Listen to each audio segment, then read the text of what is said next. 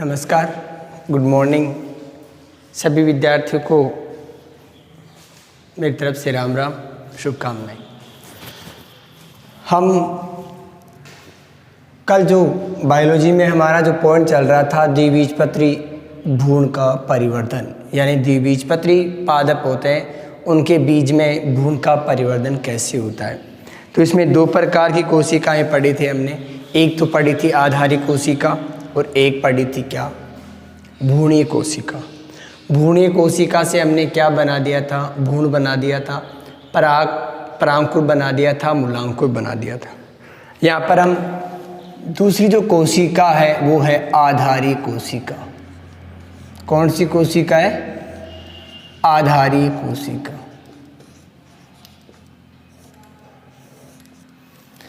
आधारी कोशिका भ्रूणीय कोशिका की ठीक नीचे वाली कोशिका होती है। ये कोशिका क्या करती है, इसका मुख्य कार्य क्या होता है? किसका? आधारी कोशिका होती है, इसका मुख्य कार्य होता है ये निलंबक का निर्माण करती है। क्या करती है? निलंबक का निर्माण करती है। देखो, यह कोशिका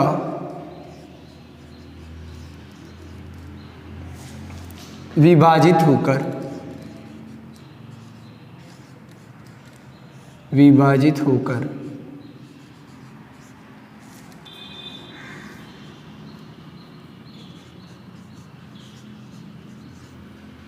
निलंबक का निर्माण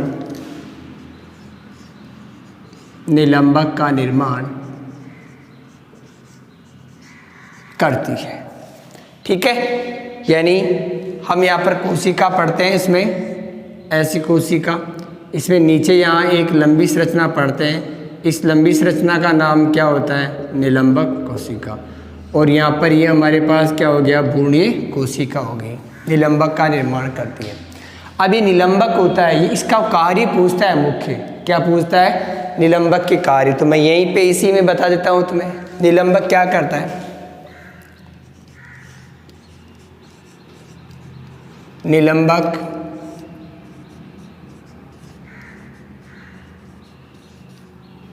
परिवर्धित हो रहे भ्रूण को, यानी जो भ्रूण परिवर्तित हो रहा है उसको किस में धकेल देता है? ये भ्रूण पोष में धकेल देता है। भ्रूण को भ्रूण पोष में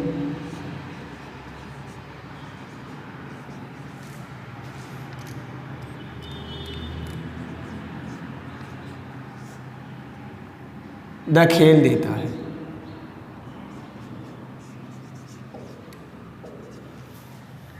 और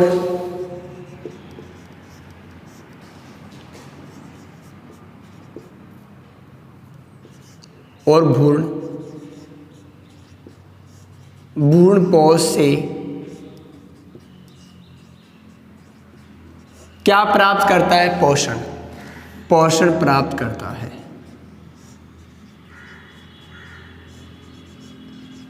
ठीक है, इसमें क्या हो जाते हैं? चूसकांग बन जाते हैं।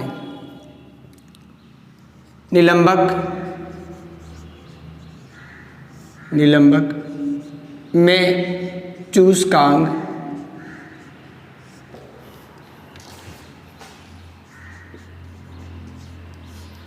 पाए जाते हैं जो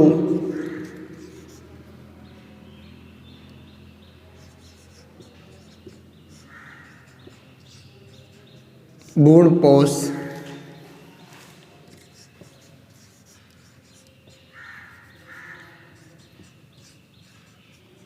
से पोषक पदार्थ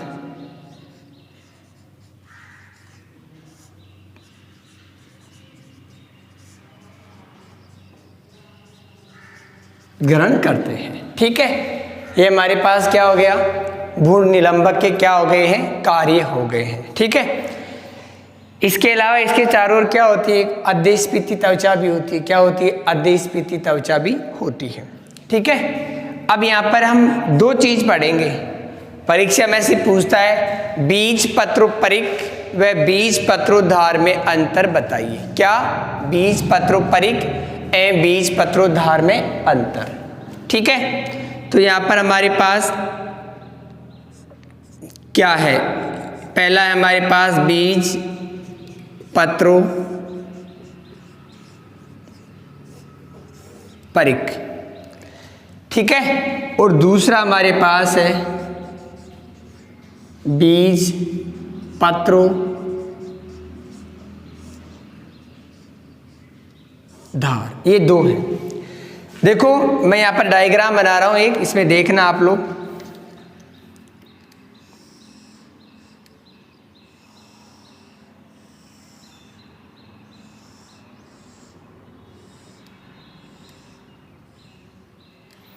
ये हमारे पास क्या है, भूर्णीय अक्ष है। क्या है, भूर्णीय अक्ष। ये दोनों क्या है हमारे पास, बीज पत्र। ये हमारे पास क्या है, निलंबक।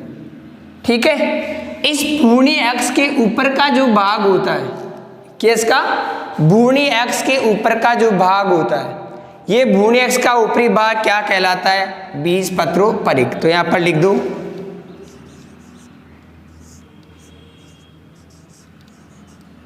भूर्णीय अक्ष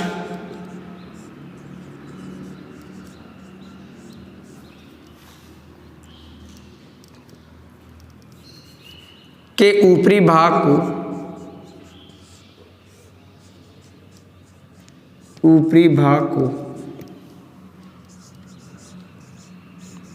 बीज पत्रों परिक कहा जाता है। इधर क्या होता है, भूर्णीय अक्ष के नीचे का भाग क्या कहलाता है, बीज पत्रोद्धार। भूर्णीय अक्ष के नीचे के भाग को बीज पत्रों धार कहा जाता है। ठीक है, इससे किसका निर्माण होता है, परांकुर का।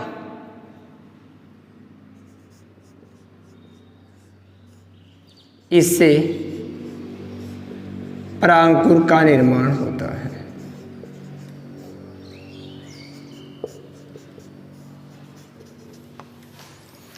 और इससे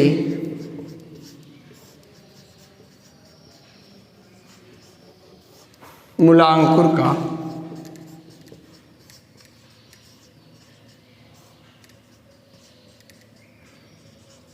निर्माण होता है। ठीक है, ये प्रक्रिया होती है। तो यहाँ पर हमारे पास निलंबक के कार्य और बीजपत्रों परिक और बीजपत्रोद्धार हो गया। ठीक है, अब यहाँ पर हम पढ़ेंगे एक बीजपत्री पादपों में भ्रूण का परिवर्धन। क्या पढ़ेंगे, एक बीजपत्री पादपों में भ्रूण का परिवर्धन। देखो मैंने शुरू में ही बताया था कि एक बीजपत्री और द्विबीजपत्री पादप होते हैं, उनके भ्रूण के परिवर्धन की प्रारंभिक अवस्था होती है वो क्या होती है, एक समान होती है, यानी इसमें कोई परिवर्तन नहीं होता है। दोनों की अवस्था क्या होती है, समान होती है। तो यहाँ पर लिख रहा हूं मैं, एक बीजपत्री, एक बीजपत्री भ्रूण का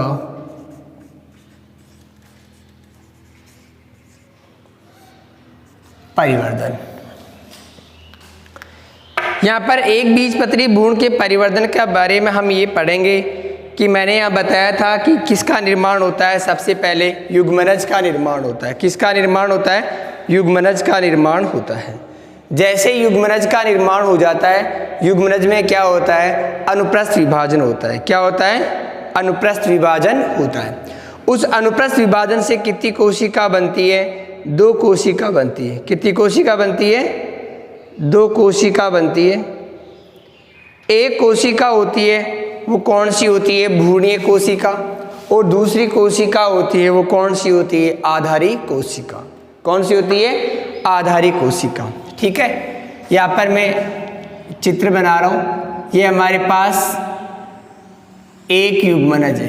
क्या है? युग्मनज। इसमें केंद्रक है यानी कोशिका है एक। इसमें कौन सा विभाजन होता है? अनुप्रस्थ। कौन सा विभाजन? अनुप्रस्थ विभाजन। जब इसमें अनुप्रस्थ विभाजन होता है तो यहाँ पर दो कोशिका बन जाती है। एक कोशिका ये बन जाती है, एक कोशिका ये बन जाती है। दो कोशिका बन गई। दो कोशिकाओं में आपको पता है ऊपरी कोशिका होती है, उसका नाम क्या होता है? आधारी कोशिका। ये कौन सी कोशिका है? ये भ्रूणीय कोशिका। कौन सी कोशिका है ये? भ्रूणीय कोशिका। और ये नीचे वाली जो कोशिका होती है इसका नाम क्या होता है? आधारी कोशिका। क्या होता है? आधारी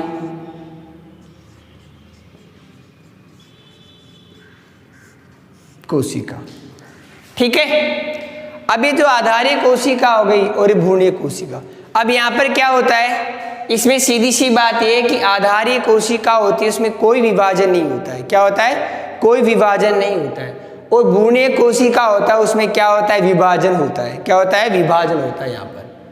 तो यहाँ पर आधारी कोशिका हमारे पास ये भ्रूणीय कोशिका हो गई। इस भ्रूणीय कोशिका में क्या बन जाती है?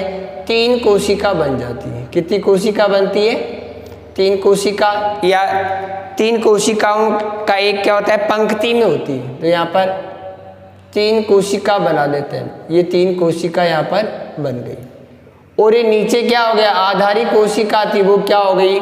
फूलकर बड़ी हो जाती है और उसका नाम क्या बन जाता है? पुट्टिका। क्या बन जाता है? पुट्टिका। ठीक है, ये हमारे पास पुट्टिका बन गई। ये जो हमारे पास कोशिका है ये क्या बनाती है? भ्रूण बनाती है। क्या बनाती है? या पराग भ्रूण का निर्माण करती है। ये हमारे पास पराग भ्रूण बनाती है। अब यहाँ पर इस कोशिका में क्या होता है? विभाजन होता है। कौन सी में? मैंने बताया यहाँ पर कि हमारे पास जो आधारी कोशिका होती है उसमें कोई विभाजन नहीं होता है। ठीक है, तो यहाँ पर अब क्या होगा? इस जो भ्रूणीय कोशिका है उसमें क्या होता है? विभाजन होता है, जिससे क्या होता है? चार कोशिका बन जाती है। क्या? यहाँ पर एक कोशिका पृथक होती है, पंक्ति में होती है तीन कोशिका। ठीक है, चार कोशिका बन जाती है।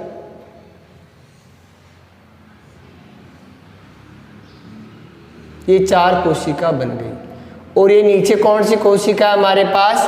पुट्टिका है। कौन सी है? पुट्टिका। चार कोशिकाओं से फिर नीचे क्या बन जाएगा? चतुष्टांग बन गया। फिर क्या बन जाएगा? अष्टांग बन जाएगा। यहाँ पर हम क्या करेंगे? 8 कोशिका बनाएंगे। कितनी कोशिका बनाएंगे? 8 कोशिका। 4 कोशिका इधर है और 4 कोशिका क्या है? उधर है। ठीक है ना, 8 कोशिका बन गई। और 8 कोशिकाओं में यहाँ पर हमारे पास ये क्या हो गया? ये पुट्टिका हो गई। क्या हो गई? ये पुट्टिका। और इसका नाम हो गया हमारे पास अष्टांश। अष्टांश ये बन गया। अब जब ये अष्टांश बन जाता है यहाँ पर, तो अष्टांश बनने के पश्चात यहाँ पर क्या होता है? ये अष्टांग की कोशिका है ये विभाजित हो जाती है। क्या होती है? विभाजित होती है। विभाजित होकर क्या बनाती है? 2 कोशिका बना देती है। अष्टांग की कोशिका है, 4 कोशिका अलग हो, 8 कोशिका अलग हो जाती है, 8 कोशिका अलग हो जाती है। ठीक है, तो यहाँ पर अष्टांश में क्या होता है? विभाजन। इससे क्या बन जाती है? 2 कोशिका बन जाती है। एक कोशिका ये बनती है और एक कोशिका ये बनती है। 2 कोशिका यानी ये बारीक बारीक कोशिकाओं के क्या हो गए? यहाँ पर ये पिंड हो गई। ये नीचे कौन सी कोशिका आ गई हमारे पास? पुट्टिका कोशिका। कौन सी कोशिका है? पुट्टिका कोशिका। ठीक है, और नीचे वाली कौन सी, ऊपर वाली कौन सी कोशिका है? बीजांडद्वारी कोशिका। ठीक है, यहाँ पर बीजांडद्वार की ओर वाली कोशिका होगी। ये 2 कोशिका बन गई। अब यहाँ पर क्या होता है? इस कोशिका में, यानी हमारे पास 2 कोशिका बनी है, एक तो होती है कौन सी, ये तो है बीजांड द्वारी कोशिका, बीजांड द्वार की कोशिका, और ये कौन सी है, पुट्टिका की ओर की कोशिका। कौन सी है ये, पुट्टिका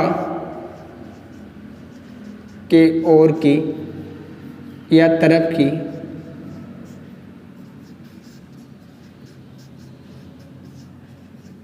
कोशिका। अब यहां पर क्या होता है, जो ये कोशिका है, ये कोशिका आगे चलकर क्या होती है, विभाजित होती है, और विभाजित होने के पश्चात ये क्या बनाती है, एक तो बनाती है परांकुर। क्या बनाती है, परांकुर। एक बनाती क्या है यहाँ पर, बीज पत्र बनाती है। क्या बनाती है, बीज पत्र बनाती है। और एक क्या बनाती है, छोटा निलंबक बना देती है। ठीक है, पुट्टी की कोशिका यानी ऊपर वाली जो कोशिका होती है यहाँ पर, इसमें मुख्य यहाँ पर बीज पत्रोधार है, परांकुर है, ये सारी की सारी संरचना यहाँ पर क्या करती है, बनाती है। ठीक है, ये कोशिका। और अष्टांग वाली यानी हम ऊपर वाली कोशिका बोल सकते हैं इसको, या बीजांड द्वार वाली कोशिका भी बोल सकते हैं। ठीक है, इधर देखना यहाँ पर ध्यान से, ये बीजांड द्वार वाली कोशिका है, ये क्या बनाती है, पार्श्व परांकुर बनाती है। तो क्या बनाती है, पार्श्व परांकुर का निर्माण करती है। मुख्यतः इसका यही कार्य होता है। और जो नीचे वाली पुट्टी की ओर वाली कोशिका होती है, ये निलंबक बनाती है, मूलांकुर बनाती है और बीज पत्रों धार बनाती है। समझ गए। तो यहाँ पर मैं इसमें लिख दूंगा यहाँ पर। फिर जैसे यहाँ पर इस रचना बन जाती है, ये हमारे पास क्या हो गया, ये भ्रूण का क्या हो गया, निर्माण। यहाँ पर इसमें क्या होता है, पार्श्व भाग में क्या पाया जाता है, ध्यान रखना, यहाँ पर परांकुर का निर्माण होता है। ठीक है, ये हमारे पास क्या बन गया, ये परांकुर है। क्या है, परांकुर। और इधर वाले भाग में ये क्या हो गया है, मूलांकुर। ठीक है, ये अध्यावरण बीजांड द्वारी सारे भाग हो गए, यहाँ पर ये परांकुर भाग है। तो परांकुर का निर्माण किससे होता है, ध्यान रखना, बीजांड द्वार की वाली कोशिका की तरफ से, या अष्टांग, ये इधर हमारे पास, इधर हम अष्टांग बना सकते हैं, अष्टांग बन गया है। अष्टांग वाले भाग की तरफ की कोशिका होती है, वो क्या करती है, परांकुर का निर्माण करती है। और पुट्टी की कोशिका वाली होती है, वो क्या करती है, एक तो परांकुर बनाती है, मूलांकुर बनाती है, दूसरा क्या बनाती है, निलंबक बनाती है। क्या बनाती है, निलंबक। और तीसरा क्या बनाती है, बीज पत्र या बीज पत्राधार का क्या करती है, निर्माण करती है। ठीक है, तो यहाँ पर हम वही बात लिखना चाहेंगे, लिखो तो आप, युग्मनज बन गया। क्या बन गया, युग्मनज। युग्मनज में क्या होता है, यहाँ पर डायरेक्ट समझ लो आप लोग, युग्मनज में क्या होता है, अनुप्रस्थ विभाजन होता है। क्या होता है, अनुप्रस्थ विभाजन होता है। कितनी कोशिका बनती है, दो कोशिका बनती है, होता है तो दो कोशिका बनती है, कोशिका बन जाती, बन गई। एक कोशिका का नाम क्या होता है हमारे पास, भ्रूणीय कोशिका। और दूसरी कोशिका हमारे पास कौन सी है, आधारीय कोशिका। कौन सी कोशिका है, आधारीय कोशिका। ये पहली कोशिका और ये क्या हो गई, दूसरी कोशिका, आधारीय कोशिका है। अब यहाँ पर आधारीय कोशिका में तो क्या होता है, कोई विभाजन नहीं होता है, तो लिख दो आधारीय कोशिका में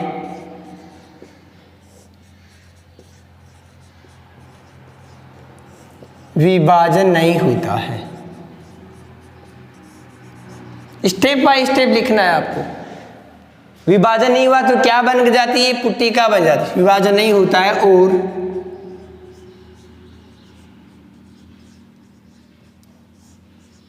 पुट्टिका बन जाती है,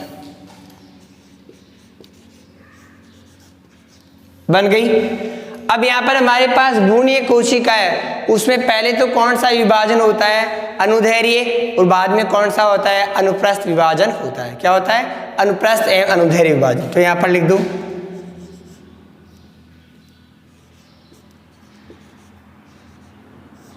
भ्रूणीय कोशिका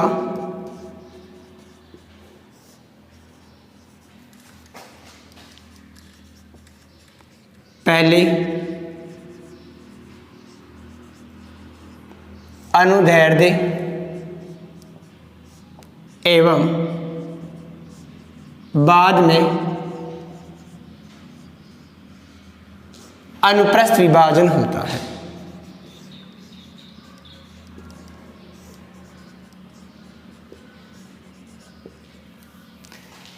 तीन कोशिका क्या हो जाती है, तीन कोशिका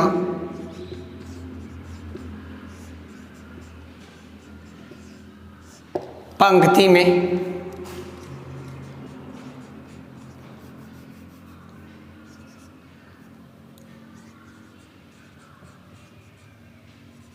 व्यवस्थित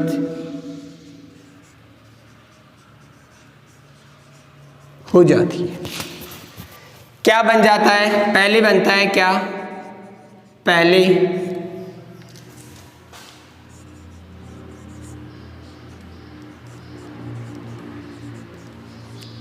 चतुष्टांक बनता है,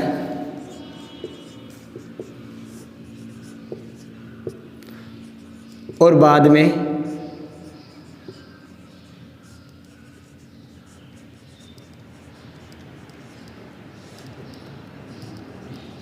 अष्टांश बनता है। बन गया। फिर अष्टांश की कोशिका क्या हो जाती है, विभाजित। अष्टांश से दो कोशिका बन जाती है। कितनी कोशिका बन जाती है, दो कोशिका। एक कहाँ किधर होती है, बीजांड द्वारी भाग की ओर होती है, या अष्टांश की ओर होती है। दूसरी किधर होती है, पुट्टिका की ओर होती है। एक कोशिका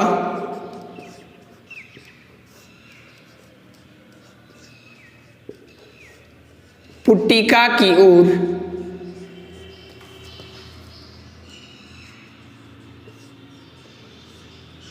स्थित होती है,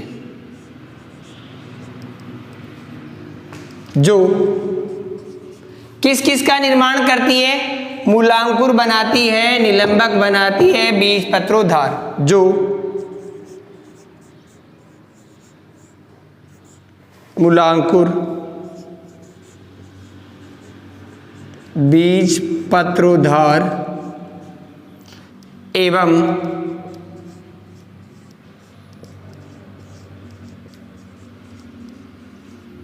छोटे निलंबक का निर्माण करती है।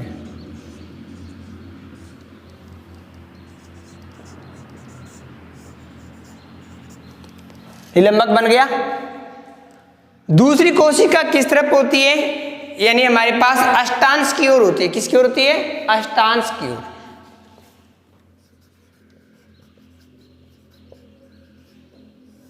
अष्टांश की ओर वाली कोशिका क्या बनाती है,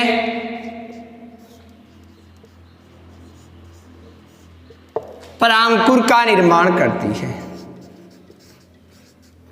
निर्माण करती है। और जैसे ही प्रांकुर और मूलांकुर का निर्माण हो जाता है, ठीक है, तो प्रांकुर चोल और मूलांकुर चोल का निर्माण हो जाता है, और भ्रूण का क्या हो जाता है, परिवर्धित। यहां पर हम घास कुल के पादप में सेजिटेरिया पादप है हमारे पास। यहां पर कौन सा पादप है, सेजिटेरिया,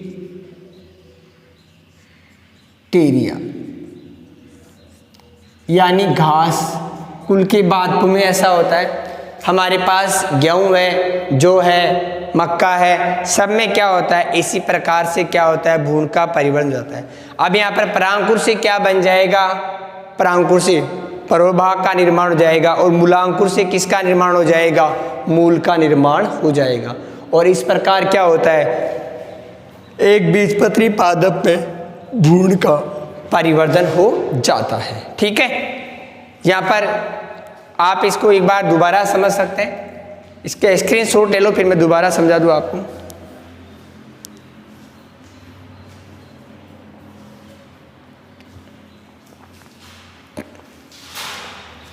यहाँ पर देखो मैंने लिखा है युग्मनज।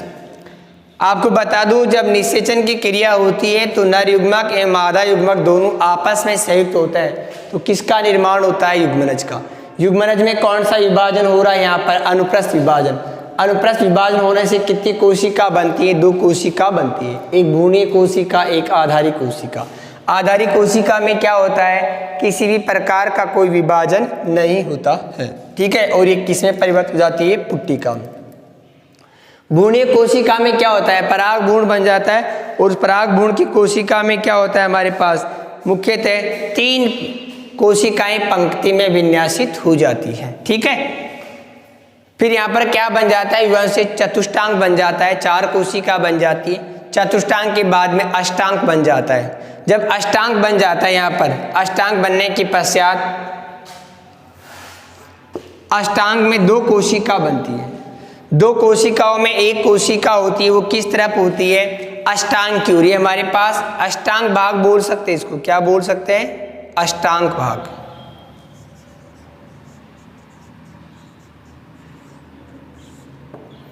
अष्टांग भाग की कोशिका होती है ये ऊपर वाली। 2 कोशिका बनाई मैंने, एक कोशिका ये है, एक कोशिका ये है। अष्टांग की जो कोशिका है वो किसका निर्माण करती है, परांकुर का निर्माण करती है। किसका स्थित होती है, 1 मिनट, मैंने यहाँ उल्टा लिख दिया है। अष्टांग की कोशिका परांकुर का, अष्टांग की कोशिका परांकुर का निर्माण करती है। और हमारे पास एक कोशिका कैसी होती है, पुट्टिका वाले भाग की ओर होती है, वो क्या होती है, बीजपत्रोद्धार छोटे निलंबक का क्या करती है, निर्माण करती है। ठीक है, बिल्कुल सही लिखा हुआ है। ध्यान रखना, अष्टांग की ओर वाली कोशिका क्या बनाती है, परांकुर का निर्माण करती है। किसका, परांकुर का निर्माण करती है। और हमारे पास दूसरी जो कोशिका होती है पुट्टी के भाग की ओर, वो क्या बनाती है, मूलांकुर बनाती है, निलंबक बनाती है और बीजपत्र या बीजपत्रोद्धार का निर्माण करती है। इस प्रकार क्या होता है, द्विबीजपत्री एवं एक बीजपत्री पादपों में क्या हो जाता है, भ्रूण का निर्माण हो जाता है। ठीक है, भ्रूण का निर्माण होने के पश्चात किसका निर्माण होता है, हमारे पास बीज का निर्माण। क्या होता है, बीज। बीज का निर्माण किससे होता है, बीजांड से होता है। किससे होता है, बीज का निर्माण बीजांड से होता है। ठीक है, जिसके बारे में हम क्या करेंगे, कल पढ़ेंगे। ठीक है, आज का हमारा यही पॉइंट है। जय हिंद।